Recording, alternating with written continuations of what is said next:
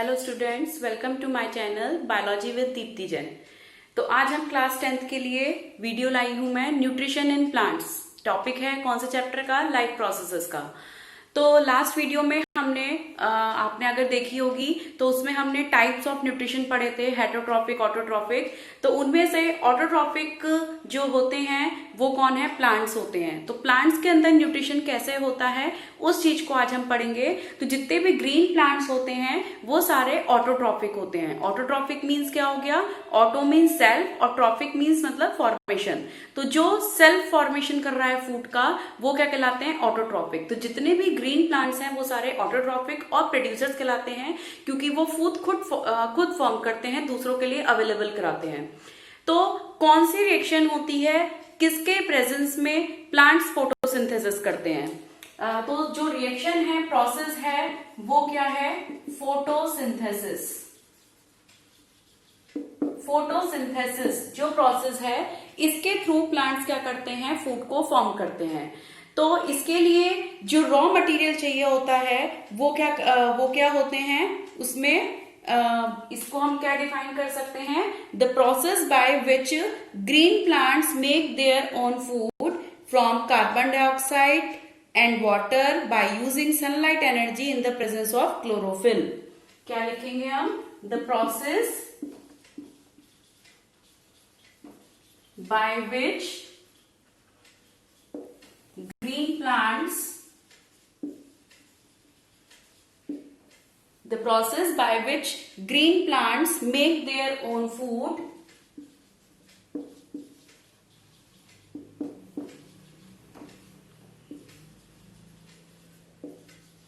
by using carbon dioxide, water and in the presence of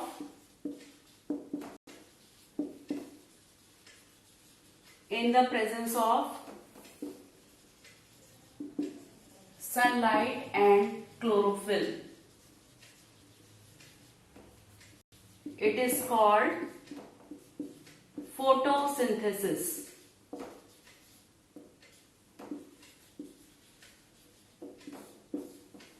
ठीक है।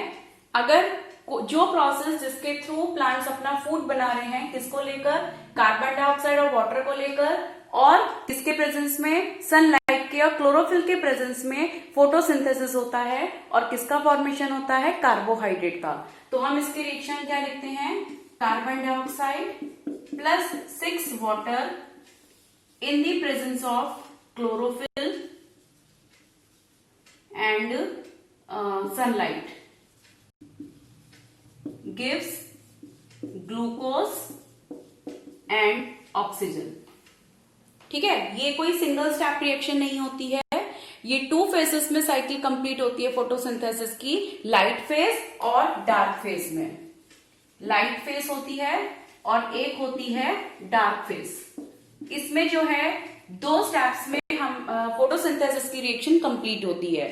Light phase में light की requirement होती है, जिसमें कि क्लोरोफिल जो होता है सनलाइट को कैप्चर करता है और उस लाइट को डार्क फेज में कंज्यूम करके, रिड्यूस करके जो है और क्या नाम है, ग्लूकोज का फॉर्मेशन होता है। तो इसमें जो है ग्लूकोज फॉर्म्ड होता है और ग्लूकोज जो है वो बॉडी की रिएक्शंस में, मेटाबॉलिक रिएक्शंस में कंज्यूम होता है।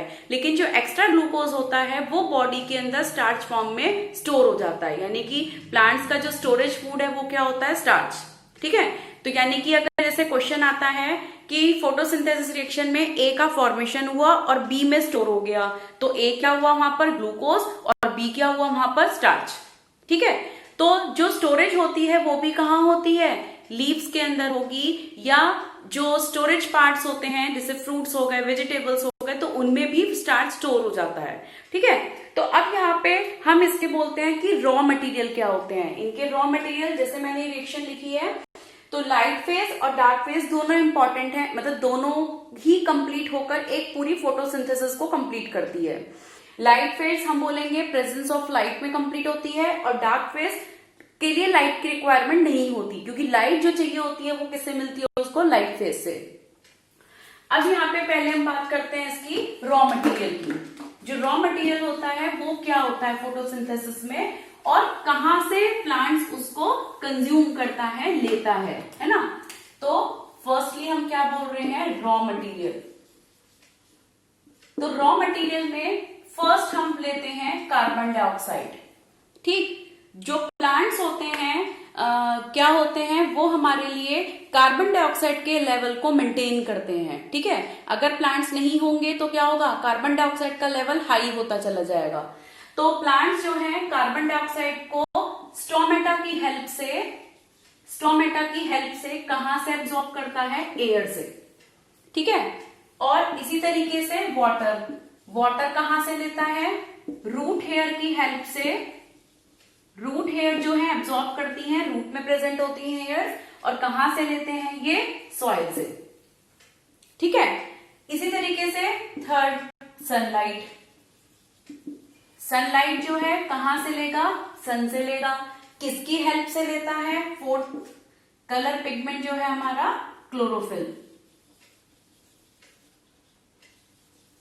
क्लोरोफिल ये लाइट को कैप्चर करता है, कैप्चर द सनलाइट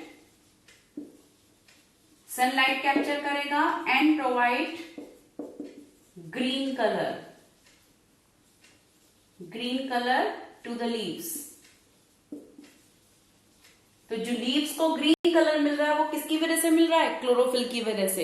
ये एक ग्रीन कलर का पिगमेंट होता है जिसके प्रेजेंस में ही फोटोसिंथेसिस कंप्लीट होती है। अगर क्लोरोफिल नहीं है, क्लोरोफिल ही क्या, इन चारों में से कोई भी अगर एब्सेंट होता है तो फोटोसिंथेसिस कंप्लीट नहीं हो सकती। चारों ही उसके लिए रिक्वायर्ड हैं। ठीक है, तो क्लोरोफिल सनलाइट को कैप्चर करेगा, लीव्स को ग्रीन कलर देता है, और ये किसमें होता है, क्लोरोप्लास्ट में। ठीक है, जो आपने लास्ट 9th में पढ़ा होगा कि जो किचन ऑफ द सेल होता है वो कौन होती है, क्लोरोप्लास्ट, है ना।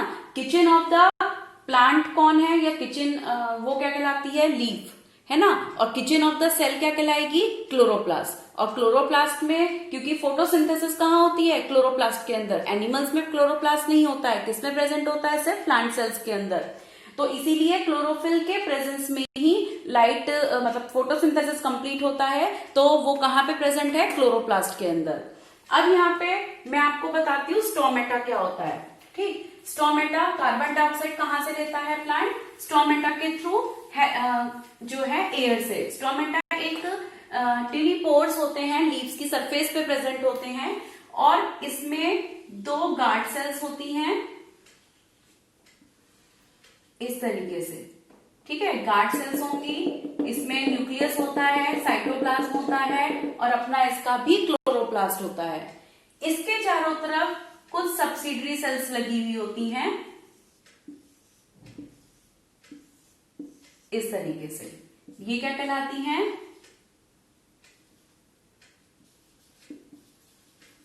सब्सिडरी सेल्स, और ये होती हैं गार्ड सेल्स। और ये पूरा मिला के, दोनों चीजों को मिला के क्या बनता है, स्टोमेटल अपरेटस। ठीक है, अब इसमें स्टोमेटा में गार्ड सेल्स को जो कवर कर रही है वो कौन है, सब्सिडरी सेल्स। तो एक्चुअल में सब्सिडरी सेल्स क्या होती है, जो लीफ की, अभी मैं लीफ का स्ट्रक्चर बनाऊंगी, उसमें जैसे ये एपिडर्मिस होती है तो उसके ऊपर यहाँ पे स्टोमेटा लगे हुए होते हैं इस तरीके से। ठीक है, तो इनकी कुछ सेल्स लार्ज होके इन गार्ड सेल्स को बाउंड कर देती है। लार्ज एपिडर्मल सेल्स बाउंड करती है किसको, गार्ड सेल्स को। तो उन लार्ज एपिडर्मल सेल्स को हम क्या बोलते हैं, सब्सिडरी सेल्स। तो सब्सिडरी सेल्स का वर्क क्या होता है, गार्ड सेल्स को स्ट्रेच करना, रिलैक्स करना, स्ट्रेच करना, रिलैक्स करना। तो ये किसकी वजह से होता है, टर्जिडिटी, यानी कि वाटर की प्रेजेंस से। जितना वाटर को एब्जॉर्ब कर रहा है सेल, तो उतनी वो स्वेल हो जाएगी, और क्या हो जाएगी, खिंच जाएगी, है ना। सब्सिडरी सेल उसको क्या करेगी, खींच देती है। तो इसकी जो वॉल होती है ये अंदर से, ये इस टाइम पे ओपन पोर है। ये कैसा पोर है, ये क्या कहलाएगा, स्टोमेटल पोर कैसा है, और ये इस टाइम पर ओपन। ठीक है, तो इस टाइम पे सब्सिडरी सेल्स ने इसको स्ट्रेच करा हुआ है, खींचा हुआ है ना, प्रेशर लगाया हुआ है। जिससे की वजह से ये गार्ड्स, ये क्या हो गया, इस तरीके से ओपन हो गया।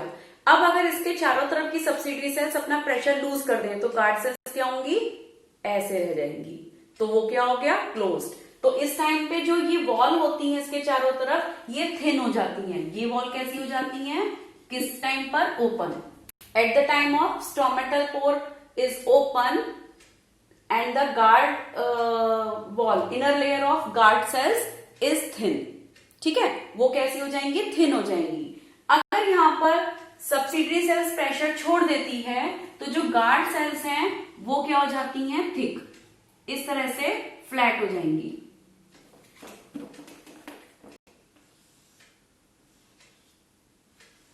Like that.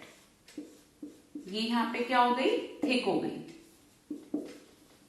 इस समय क्या है, ये क्लोज्ड स्टोमेटा है। ठीक है, तो ये जब क्लोज हो जाता है, जैसा भी मैंने आपको बताया हाथ से कि ये इस तरीके से पोजीशन है, ओपन है। अब जब मैं इसको ऐसे कर दूंगी तो क्या हो गया, थिक। तो दोनों लेयर जब मिल गई तो वो लेयर क्या हो गई, थिक हो गई है। तो इस टाइम पे स्टोमेटा क्या है, क्लोज। तो नाइट के टाइम में स्टोमेटा क्लोज होते हैं क्योंकि उस टाइम पर वो क्या करते हैं, उस टाइम पे मतलब कि बहुत ज्यादा इनको रिक्वायरमेंट नहीं होती है या सनलाइट कम होती है इसका, तो उस टाइम पे वो क्लोज हो जाते हैं। अदरवाइज वो कैसे रहते हैं, ओपन। तो स्टोमेटा के फंक्शन क्या हो गए, स्टोमेटा के फंक्शन एक तो क्या हो गया, गैस एक्सचेंज में,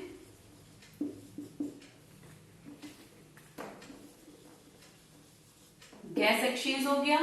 सेकेंड इसमें हम क्या लेंगे, ट्रांसपिरेशन।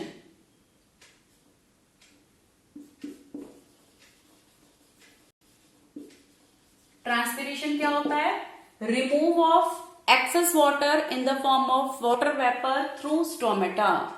जब स्टोमेटा के थ्रू बॉडी, प्लांट बॉडी के अंदर एक्स्ट्रा वाटर होता है और वो वेपर फॉर्म में बाहर निकल जाता है तो उस प्रोसेस को हम बोलते हैं ट्रांसपिरेशन। तो ये दो प्रोसेस होते हैं जिसको कि स्टोमेटा करता है। स्टोमेटा के फंक्शन हो गए, किसके फंक्शन हो गए, ये स्टोमेटा के।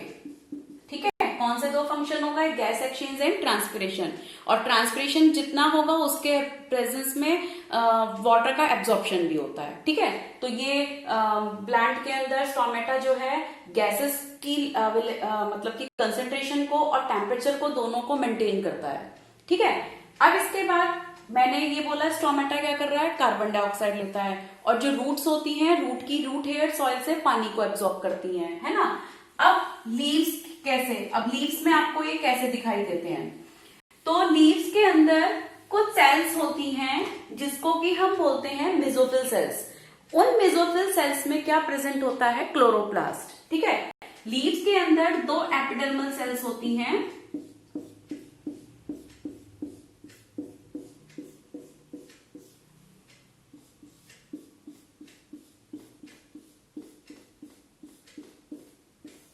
इस तरीके से, ये अपर एपिडर्मिस और ये लोअर एपिडर्मिस। तो लीव्स की कुछ सेल्स में एपिडर्मल जो लेयर्स होती हैं उनके ऊपर कई बार क्या होता है, उसकी क्यूटिकल की लेयर होती है। इस तरीके से क्या प्रेजेंट होती है यहाँ पर, क्यूटिकल। क्यूटिकल इसको क्या करती है, इन्फेक्शन फ्री करती है, वैक्सी कोट होती है ये, और एक्स्ट्रा वाटर ट्रांसपायर ना हो, है ना, उससे ये जर्म्स फ्री रखने में हेल्प करती है। और इनकी अपर सरफेस पे क्या होते हैं, स्टोमेटा ज्यादा होते हैं। ठीक, और लोअर सरफेस पे क्या होते हैं, इसमें कम। इस तरीके से यहाँ पे आपको क्या दिखेंगे, स्टोमेटा। ठीक है, तो इसमें क्या होंगे, सॉरी उल्टा बोल दिया मैंने, अपर सरफेस पे कम होते हैं और लोअर सरफेस पे ज्यादा होते हैं। ठीक है, अगर अपर सरफेस पे ज्यादा होंगे तो ट्रांसपिरेशन की रेट हाई हो जाएगी। तो ट्रांसपिरेशन को कंट्रोल करने के लिए लोअर सरफेस पे क्या होते हैं, गार्ड सेल्स ज्यादा होती हैं, स्टोमेटा ज्यादा होते हैं। ठीक है, अब इसमें जो है हम बोल रहे हैं कि मीजोफिल सेल्स, जो मैं बोल रही हूं, तो इसमें मीजोफिल सेल्स दो टाइप की होती हैं, दो टाइप की सेल्स मिलके मीजोफिल सेल्स बनाती है। इस तरह से देखिए, मैं एक लॉन्ग इलॉन्गेटेड सेल्स बना रही हूं जो आपस में कंडेंसली अरेंज है ना, और इसमें क्या प्रेजेंट है यहाँ पर, क्लोरोप्लास्ट। इस तरह से सारे सेल्स में प्रेजेंट होगा। ठीक है, और इसके अलावा यहाँ पर लूजली अरेंज्ड सेल्स होती हैं कुछ, इस तरीके से।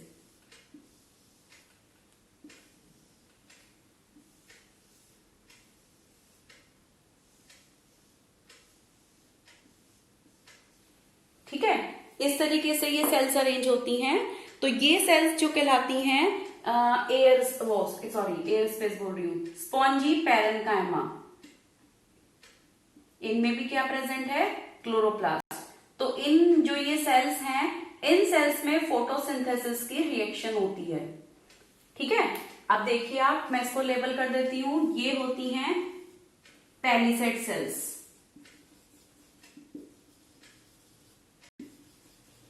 ये हो गई स्पॉन्जी पैरेन्काइमा। ठीक है, ये हो गई लोअर एपिडर्मिस, और ये हो गई अपर एपिडर्मिस, और ये जो ऊपर ये दिख रही है ये है क्यूटिकल। ठीक है, और यहां पे जो बीच में दिख रहा है ये क्या है, एयर स्पेस। ठीक, तो ये जो पैलिसेड सेल्स और स्पॉन्जी पैरेन्काइमा है, इन दोनों को मिला के क्या बनेगा, मीजोफिल सेल्स। ठीक है, तो इन दोनों को मिला के क्या बनेगा, मीजोफिल सेल्स।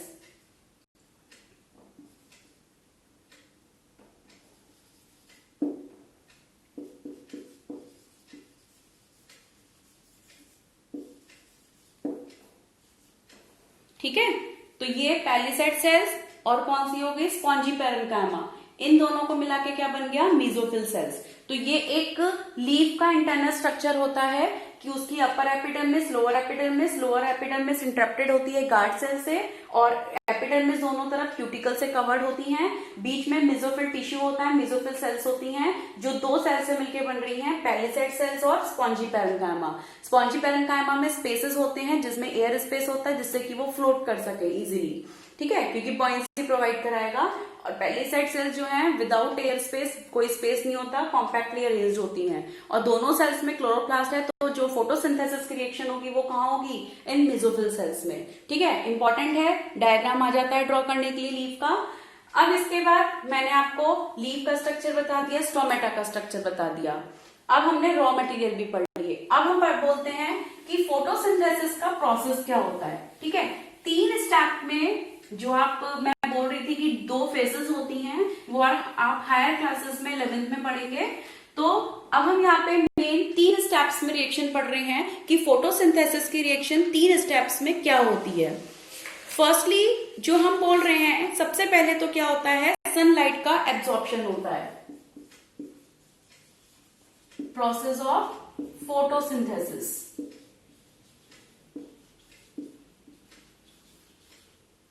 और आता है ये क्वेश्चन 3 नंबर में। ठीक है, 3 स्टेप है, 3 पॉइंट्स हैं, तो ये पेपर में क्वेश्चन आ जाता है, इंपॉर्टेंट है। सबसे पहले क्या लिखते हैं हम इसमें, absorption of sunlight energy. Absorption of sunlight energy by chlorophyll. मैं शॉर्ट में लिख रही हूँ क्लोरोफिल। ठीक है, शॉर्ट में CHL लिखते हैं इसको। फर्स्ट स्टेप हो गया कि क्लोरोफिल ने सबसे पहले क्या करा, सनलाइट को एब्जॉर्ब करा। अब क्या होगा इसमें, जो लाइट एनर्जी है, सनलाइट एनर्जी है, वो किस में कन्वर्ट होगी, केमिकल एनर्जी में। किसके थ्रू कन्वर्ट होगी, जो वाटर है वो हाइड्रोजन और ऑक्सीजन में क्या हो जाता है, ब्रेक डाउन हो जाता है। ठीक है, तो सेकेंड स्टेप क्या है इसमें, conversion of light energy into chemical energy.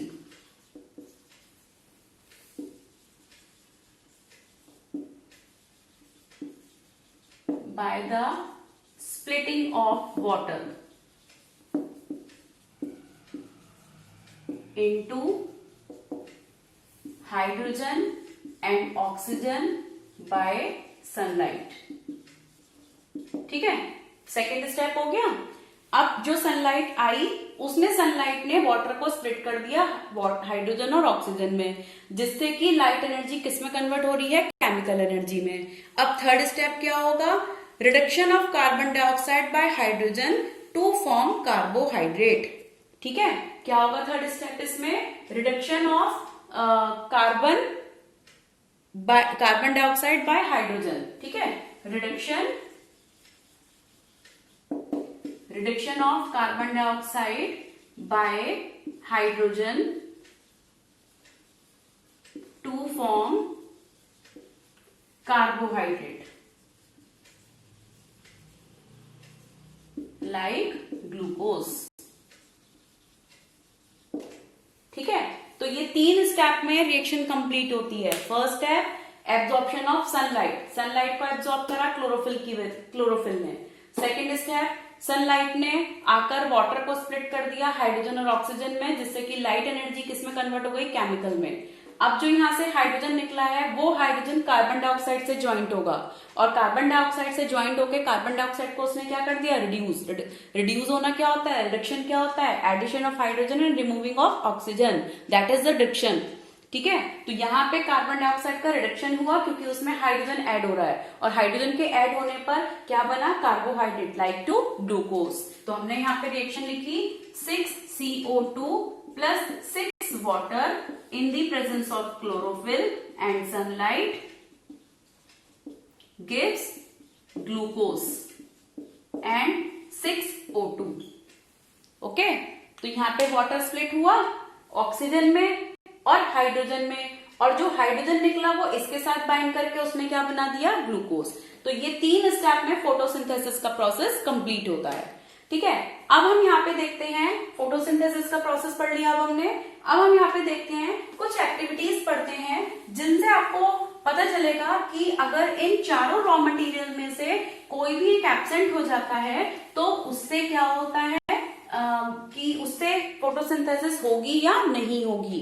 और हम जो स्टार्च की प्रेजेंस का टेस्ट करते हैं वो टेस्ट होता है आयोडीन टेस्ट होता है, जिस ऑब्जेक्ट में स्टार्च की कुछ ड्रॉप्स डालते हैं और अगर वो ब्लू ब्लैक कलर में कन्वर्ट हो जाता है तो इट मींस स्टार्च प्रेजेंट है, और अगर कलर चेंज नहीं होता है तो स्टार्च प्रेजेंट नहीं है। तो हम सबसे पहले इसमें एक्टिविटी लेते हैं, एक्सपेरिमेंट लेते हैं फर्स्ट। ठीक है, एक्सपेरिमेंट फर्स्ट हम लेते हैं कि sunlight is necessary for photosynthesis. सबसे पहले हमने क्या लिया? Sunlight is necessary for photosynthesis. ठीक है, अब इसमें हम क्या करेंगे? एक हमने पॉटेड प्लांट लिया,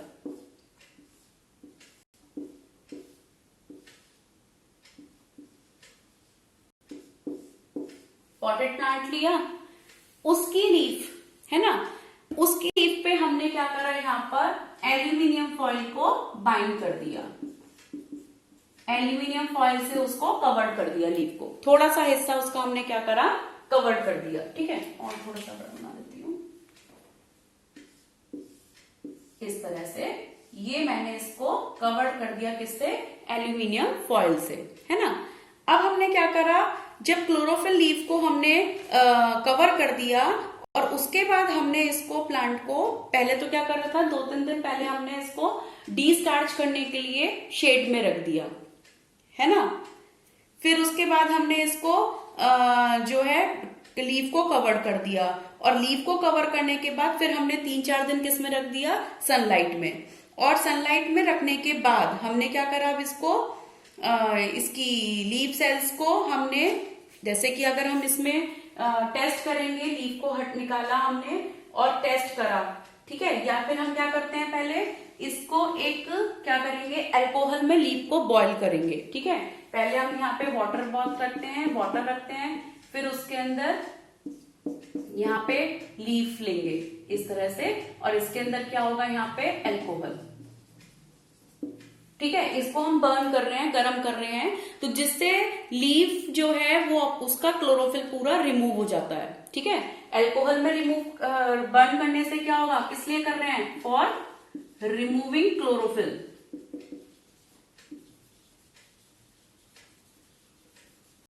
ठीक है, जब क्लोरोफिल बॉयल कर लिया हमने तो उसको हम क्या करेंगे? डीकलराइज कर देंगे पानी से, ठीक है। डीकलराइज डीकलराइज लीफ, ठीक, वॉश्ड ऑफ बाय वाटर, ठीक है। अब हमने वाटर से धो लिया। अब जो लीफ हमारे पास आई जिसपे क्या था, यहाँ पर एल्यूमिनियम फॉइल भी कवर थी, तो इस एरिया पे हमने एल्यूमिनियम हटाई। तो जब हमने यहाँ पे आयोडीन की ड्रॉप्स डाली, यहाँ पे क्या डाला हमने, आयोडीन सॉल्यूशन, ठीक, और यहाँ पे भी डाला आयोडीन सॉल्यूशन। तो क्या हुआ, यहाँ पे ब्लू ब्लैक कलर आया और यहाँ पे ब्लू ब्लैक कलर ऑब्जर्व नहीं हुआ। क्यों नहीं हुआ, क्योंकि यहाँ पे क्लोरोफिल क्या नहीं मिल पाई उसको, एल्यूमिनियम फॉइल में सनलाइट नहीं मिल पाई, है ना, कवर था, कवर करके क्लोरोफिल उसका डायरेक्टली सनलाइट के कांटेक्ट में नहीं आया, तो क्लोरोफिल ने सनलाइट एब्जॉर्ब नहीं कर पाया, है ना। तो उसकी वजह से क्या हुआ, यहाँ पे फोटोसिंथेसिस की रिएक्शन नहीं हुई, क्योंकि एक उसका रॉ मटेरियल नहीं मिल पाया, उसको सनलाइट नहीं मिल पाई, तो क्या हो गया, ये फोटोसिंथेसिस नहीं कर पाया। उसी तरीके से अगर हम अल्कोहल में डीकलराइज कर रहे हैं, क्लोरोफिल रिमूव कर रहे हैं, तो उस लीफ में भी हम अगर आयोडीन सॉल्यूशन डाल रहे हैं तो वो भी नहीं कर पाएगा, क्योंकि उसका क्लोरोफिल रिमूव हो चुका है, और क्लोरोफिल रिमूव हो गया तो क्लोरोफिल ने सनलाइट को एब्जॉर्ब नहीं करा, ठीक है। तो इसका मतलब क्या हुआ, दोनों चीज की प्रेजेंस का फाइंड हो गया हमको कि क्लोरोफिल भी चाहिए और सनलाइट भी चाहिए। तो जिसमें यहाँ पे आयोडीन टेस्ट पॉजिटिव क्यों आया, क्योंकि यहाँ पे सनलाइट में प्रेजेंट था ये एरिया, इसको हमने कवर नहीं करा था, तो इसकी वजह से इसने पॉजिटिव टेस्ट दिया। इसी तरीके से कुछ कोलियस की लीव्स होती हैं, बीच में से ग्रीन, इधर उधर से येलो, या बीच में से येलो, चारों तरफ से ग्रीन होती हैं, तो अगर आप उसमें भी टेस्ट करोगे तो येलो वाला पोर्शन जो है वो नेगेटिव टेस्ट देगा और ग्रीन वाला पोर्शन जो होगा वो पॉजिटिव टेस्ट देगा, ठीक है। अब इसमें हम इस तरह से सेकेंड एक्सपेरिमेंट देखते हैं। सेकेंड एक्सपेरिमेंट देखेंगे carbon dioxide. Carbon dioxide is necessary for the photosynthesis, second experiment, ठीक है। तो अब हम इसके लिए क्या देखते हैं कि हमने क्या करा, एक पॉटेड प्लांट लिया और उसको, जैसे हमने ये पॉटेड प्लांट लिया है,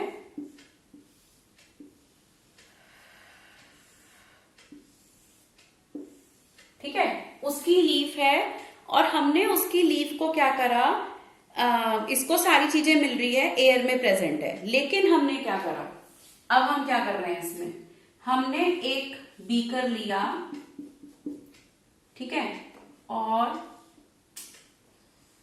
फ्लास्क लिया या बीकर लिया, जो भी आप बोलोगे इसको, ठीक।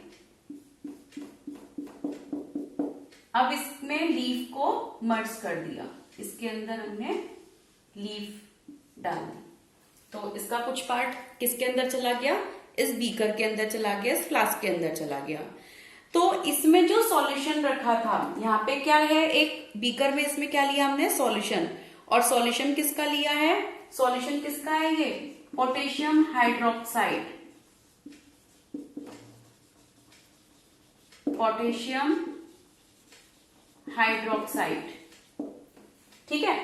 अब क्या हुआ, हमने इसको क्या करा, जो है फिर हमने इसको 2-3 दिन के लिए कहाँ रख दिया, सनलाइट में रख दिया, और सनलाइट में रखने के बाद हमने उसको कुछ टाइम के बाद, 3-4 दिन के बाद, हमने वो लीफ उसकी प्लग कर ली, निकाल ली, इसमें से रिमूव करके हमने उसको लीफ को यहां से प्लांट से डिटैच कर दिया।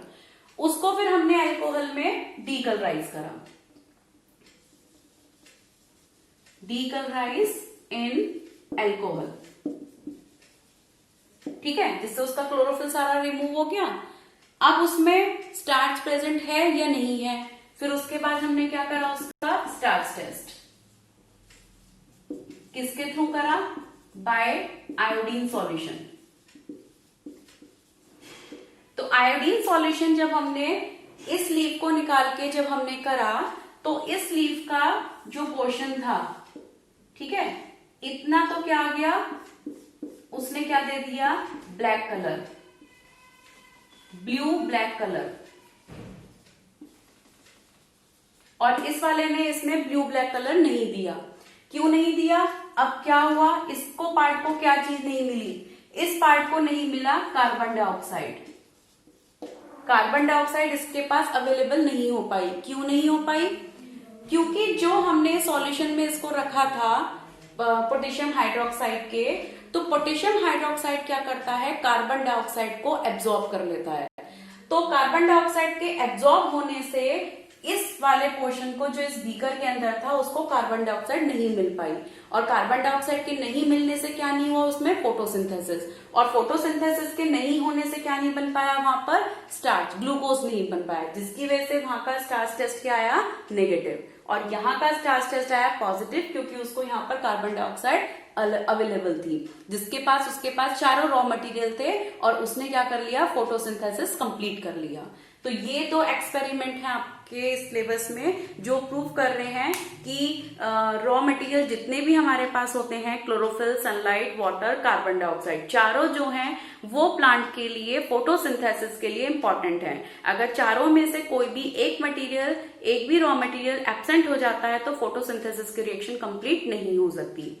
ठीक है, तो ये यहाँ पे एक्टिविटी खत्म हुई और फोटोसिंथेसिस का टॉपिक भी कंप्लीट हुआ। तो यहाँ पे न्यूट्रिशन इन प्लांट कंप्लीट।